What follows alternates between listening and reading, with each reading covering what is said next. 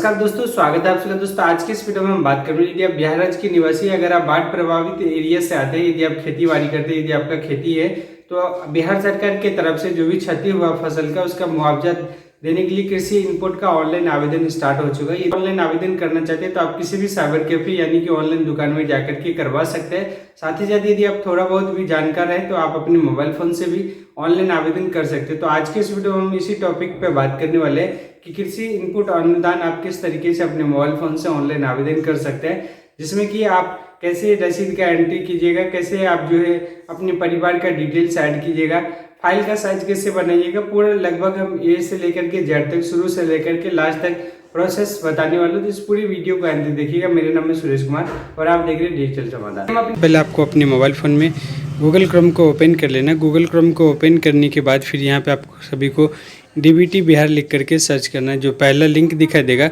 इसी लिंक के ऊपर में आप सभी को एक बार क्लिक कर देना। जैसे इस लिंक के ऊपर में क्लिक कीजिएगा, इसका इंटरफेस इस तरीके से देखने को मिलेगा।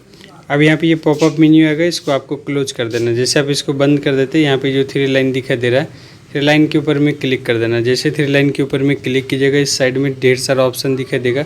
एक ऑप्शन दिखाई देगा ऑनलाइन सेवाएं का, इसके ऊपर में क्लिक कर देना है। अब यहाँ पे कृषि इनपुट अनुदान 2024-25 इसके ऊपर में क्लिक कर देना है। जैसे आप यहाँ पे क्लिक कीजिएगा, पेज रिडायरेक्ट करेगा, थोड़ा सा इंतजार करना होगा। अब यहाँ पे एक ऑप्शन दिखाई देगा क्लोज का, तो सीधा आपको क्लोज के ऊपर में क्लिक कर देना है। जो किसान पंजीकरण नंबर है वो आपको देना है 13 अंकों का। यहाँ पे आपको सर्च के ऊपर में क्लिक कर, जैसे सर्च के ऊपर में क्लिक कीजिएगा, पेज रिडायरेक्ट करेगा, इस तरीके से ऑप्शन आएगा। यहाँ पे आप सभी को ओके के ऊपर में क्लिक कर देना, फिर से पेज रिडायरेक्ट करेगा और आपका यहाँ पे मैक्सिमम डिटेल्स जो कि यहाँ पे ज़रूरत का चीज़ है सब कुछ आप सभी को यहाँ पे दिखाई देगा। जिसमें कि आपका आधार कार्ड का जो लास्ट नंबर है 4 वो दिखाई देगा, मोबाइल नंबर दिखाई देगा, उसके बाद फिर कौन सा बैंक जुड़ा हुआ वो सब कुछ यहाँ पे आपको दिखाई देगा, अकाउंट नंबर कौन सा है वो सब कुछ यहाँ पे दिखाई देगा, नाम पिता का नाम। अब यहाँ पे एक सबसे जो अहम चीज़ है वो आप सभी को ध्यान देना है। यहाँ पे देख रहे हैं कि सदस्य का संबंध, अपने परिवार का सही विवरण दर्ज करें। तो इसमें से आपके परिवार में कोई भी एक सदस्य जिसका आपको आधार कार्ड के साथ में यहाँ पे डिटेल्स ऐड करना है, ये मेन चीज़ है। यहाँ पे सदस्य का संबंध, जिसका भी आप आधार नंबर दीजिएगा वो आपका कौन लगेगा, माता पिता, पति पत्नी या फिर वयस्क बच्चे, इसमें से कोई भी एक आपको दे देना है। अगर जीवित है तो जीवित में देना है, नहीं तो यहाँ पे मृत में भी आप दे सकते हैं। तो यहाँ पे जैसे कि हम पिता पत्नी जो भी आप देना चाहते हैं वो दे दीजिएगा, क्लिक करके जीवित कर देना है। अब यहाँ पे पेज रिडायरेक्ट करेगा। अब यहाँ पे उसका आधार नंबर देना है और उसका फिर नाम देना है। जो डेट ऑफ बर्थ है वो आप सभी को यहाँ पे देना है। डेट ऑफ बर्थ यदि आपको देने में यदि कुछ दिक्कत हो रहा है, नहीं लोड ले रहा है, तो यहाँ पे जो कैलेंडर दिखाई दे रहा है इस पर आपको क्लिक कर देना है। यहाँ पे क्लिक करने के बाद जो भी ईयर है वो आप सभी को यहाँ पे सेलेक्ट कर लेना है। अब यहाँ पे यदि चेंज करना चाहते हो तो ये जो पॉइंटर दिखाई दे रहा है यहाँ पे, ये पॉइंटर के ऊपर में क्लिक करना है, यहाँ से आप चेंज कर सकते हैं। कुछ भी अगर नहीं दिखाई दे रहा है तो एक चीज़ आपको यहाँ पे करना है, जैसे जीवित दिखाई दे रहा है तो एक बार यहाँ पे क्लिक करके आपको मृत कर देना है। दोबारा रिडायरेक्ट करेगा पेज और फिर से यहाँ पे आना है। यहाँ पे देख रहे हैं 7 मेंबर का ऑप्शन आ गया है। यहाँ पे फिर से आपको जैसे कि जीवित है तो यहाँ पे आपको जीवित के ऊपर में क्लिक कर देना है। जैसे आप जीवित के ऊपर में क्लिक कर देते हैं इस तरीके से यहाँ पे देख रहे हैं सेव मेंबर का ऑप्शन आ चुका है। यहाँ पे आपको सेव मेंबर के ऊपर में क्लिक कर देना है। इस तरीके से आप मिनिमम 1 और मैक्सिमम 1 से ज़्यादा फैमिली का डिटेल्स यहाँ पे ऐड कर सकते हैं। अब यहाँ पे कितना योग्य ज़मीन है आपका, जैसे 400 डिसमिल 500 डिसमिल वो आपको यहाँ पे देना है। उसके बाद फिर किसान का प्रकार स्वयं भूमिधारी, और यहाँ पे आपको चयन करे के ऊपर में क्लिक कर देना है। यहाँ पे देख रहे हैं बाढ़ के कारण से जो क्षतिपूर्ति है वो मिल रहा है, ये आप सभी को यहाँ पे देना है। अब यहाँ पे जैसे कि डिसमिल में देना 4 एकड़ डिसमिल तक आप यहाँ पे ऐड कर सकते हैं मैक्सिमम, और मिनिमम ही आपको रखना है 494 से क्रॉस नहीं करना। तो इस तरीके से यहाँ पे 400 या फिर 450 से इस तरीके से आप सभी को यहाँ पे दे देना है। उसके बाद फिर यहाँ पे किसान का प्रकार, यदि आपका नाम यहाँ पे मैक्सिमम जो आपको बेनिफिट मिलता है, यदि आपके नाम से रसीद रहता है तो ही आपको मिलेगा, अदरवाइज फिर बहुत ज़्यादा दिक्कत हो जाता है। तो यदि आपके नाम से ज़मीन नहीं आपके दादा परदादा के नाम से है तो आप वंश वृक्ष लगा करके भी ऑनलाइन कर सकते हैं। यहाँ पे आपको शुभधारी के ऊपर में क्लिक कर देना है, क्योंकि यदि आप बटाईदार वाला करते हैं उसमें चांसेस कम रहेगा। यदि आप बटाईदार वाला करते हैं तो आपको अपने जो सलाहकार हो, किसी कृषि सलाहकार, उनसे आपको बात कर लेना, तभी जा कर के बटाईदार में करना है। अदरवाइज अगर आप बटाईदार में अपने मन से कीजिएगा तो हो सकता है आपका रिजेक्ट हो जाएगा, क्योंकि जो स्वयं भूधारी होता है वही इतना ज़्यादा मात्रा में हो जाता है कि फिर उसके अलावा जो बटाईदार होते हैं उनको देना इम्पॉसिबल हो जाता है। तो आपको जो कृषि सहायक है, कृषि कोऑर्डिनेटर, उनसे बात करके तब जा कर के आपको ऑनलाइन करना है। यहाँ पे आप देख रहे हैं किसान का प्रकार इस तरीके से आ गया। फसल में जो भी फसल आपका है, जैसे हमारे एरिया में धान सिर्फ फसल हुआ है तो धान सेलेक्ट कर लिए। ज़मीन का प्रकार यहाँ पे यदि आप वर्षा सिंचित दे देते तो आपका पैसा कम आ जाएगा, तो यहाँ पे आपको सिंचित रखना है। हमेशा सिंचित रखिएगा तो पैसा ज़्यादा आएगा। यहाँ पे क्षति का कारण बाढ़ दिखा रहा है। अब यहाँ पे जो थाना नंबर है वो खाता नंबर, खेसरा नंबर और कितना देख रहे लगाए गए फसल का भूमि का रकबा, तो जैसे 10 डिसमिल यहाँ पे दिए या 100 डिसमिल दिए। क्षति भूमि का रकबा डिसमिल, यदि मान के चलिए 100 डिसमिल में धान लगा हुआ था, पूरे अगर आपका ख़राब हो गया तो 100 इसमें भी दे दीजिएगा सेकंड वाला कॉलम में, और नहीं तो आप यहाँ पे 80, 90, 95 भी दे सकते हैं। दो कोई भी आप बगल वाला किसान का नाम दे सकते हैं। उसके बाद फिर यहाँ पे आपको ऐड न्यू रो के ऊपर में क्लिक कर देना है।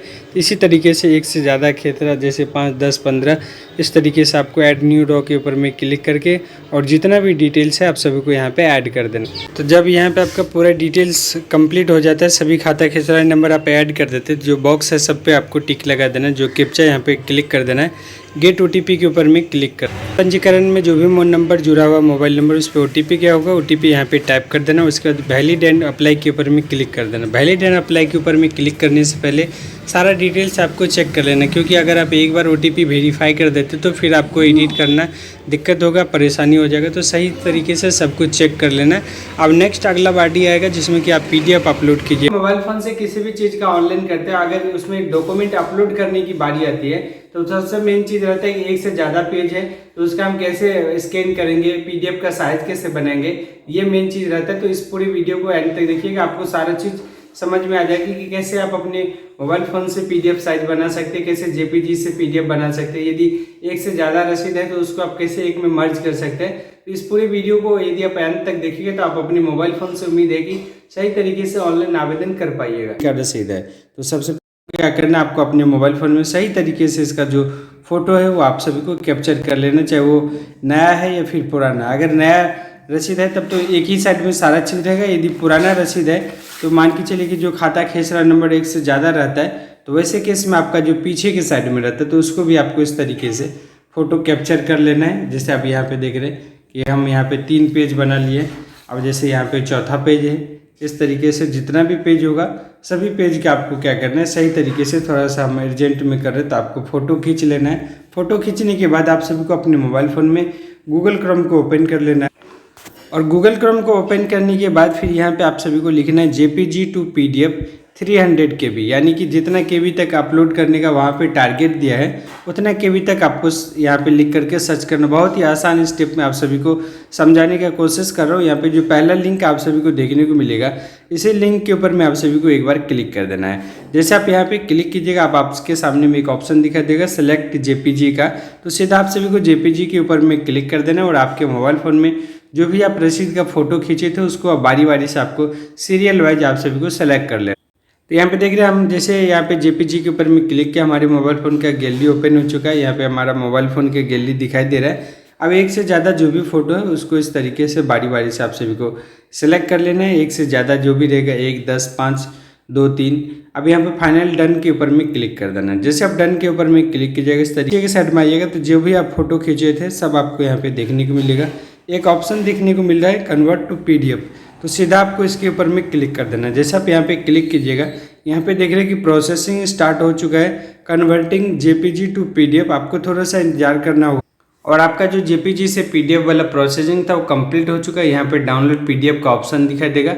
उससे पहले एक चीज़ आप सभी को देखने को मिल रहा है, यहाँ पे फाइल का जो साइज है वो, तो जैसे कि 300 KB तक का आप अपलोड कर सकते हैं। जो साइज रहता है वो लिखा हुआ रहता है। तो यहाँ पे आप देख रहे हैं ये जो है रिसाइज क्वालिटी, यहाँ से इसको आप कम ज़्यादा भी कर सकते हैं और अप्लाई के ऊपर में क्लिक कीजिएगा तो यहाँ पे जो आपका फाइल का जो साइज़ है वो इंक्रीज हो जाएगा या फिर डिक्रीज हो जाएगा। यहाँ पे देख रहे हैं 354 हो गया। तो आप क्या कीजिएगा, यदि कम करना है तो इसको इस साइड में मीटर को खींचिएगा। तो यहाँ पे देख रहे हैं थोड़ा सा ऐसे खिसका करके अप्लाई कीजिएगा। यहाँ पे देख रहे हैं प्रोसेसिंग हो रहा है। तो यहाँ पे जैसे प्रोसेसिंग कंप्लीट होगा ये जो फाइल का साइज़ है वो आपको यहाँ पे देखने को मिल जाएगा। अब देख रहे हैं कि 232 KB का ये जो फाइल का साइज़ है। अब यहाँ पे आपको डाउनलोड के ऊपर में क्लिक कर देना है। जैसे डाउनलोड PDF के ऊपर में क्लिक कीजिएगा, डाउनलोड के ऊपर में, तो आपके मोबाइल फ़ोन में ये जो PDF है ये डाउनलोड हो जाएगा। इस तरीके से देख रहे हैं कि ये आपका जो है PDF बन करके तैयार हो गया कम KB में। अब इसको आप आसानी से अपलोड कर सकते हैं। जैसे OTP आप यहाँ पे टाइप कीजिएगा तो जो कैप्चा आपका फिर से चेंज हो जाएगा, तो जो नया कैप्चा दिखाई देगा वो आपको यहाँ पे टाइप, उसके बाद फिर यहाँ पे वैलिडेट एंड अप्लाई के ऊपर में क्लिक करना। जैसे वैलिडेट एंड अप्लाई के ऊपर में क्लिक कीजिएगा, सारा चीज़ आपका अपडेट हो चुका। अब यहाँ पे जो आपका ज़मीन का रसीद है वो आपको अपलोड करना पड़ेगा। चूज फाइल के ऊपर में क्लिक करना होगा। जैसे चूज फाइल के ऊपर में क्लिक कीजिएगा, आपके मोबाइल के हिसाब से इस तरीके से मीडिया फाइल सेलेक्ट करने का ऑप्शन आता है। तो यहाँ पे आपको मीडिया पिकर के ऊपर में क्लिक करना होगा। पे जो भी फाइल बनाए हुए ऊपर में ही दिखाई देगा, तो इसको आपको सेलेक्ट कर लेना है। जैसे आप यहाँ पे सेलेक्ट कीजिएगा तो जो आपका PDF था वो इस तरीके से आप सभी को यहाँ पे दिखाई देगा। अब यहाँ पे आपको सबमिट बटन के ऊपर में क्लिक कर देना है। जैसे सबमिट बटन के ऊपर में क्लिक कीजिएगा, थोड़ा सा आपको इंतजार करना होगा। आपका आवेदन सक्सेसफुली कंप्लीट हो जाएगा। इसको आप प्रिंट करके रख सकते हैं। दोस्तों उम्मीद करता हूँ आप सभी को मैं सही तरीके से समझा पाए कि कैसे बिहार कृषि इनपुट अनुदान अपने मोबाइल फोन से ऑनलाइन आवेदन कर सकते हैं। यदि ये जानकारी आप सभी के काम का लगा हो, इस वीडियो को लाइक करके चैनल को सब्सक्राइब कर लीजिएगा और इस वीडियो को जितना ज़्यादा से ज़्यादा हो सके अपने दोस्तों तक जरूर शेयर कीजिएगा। इसी उम्मीद के साथ इस वीडियो को एंड करते। मेरा नाम है सुरेश कुमार और आप देख रहे हैं डिजिटल समाधान। धन्यवाद। जय हिंद, वंदे मातरम।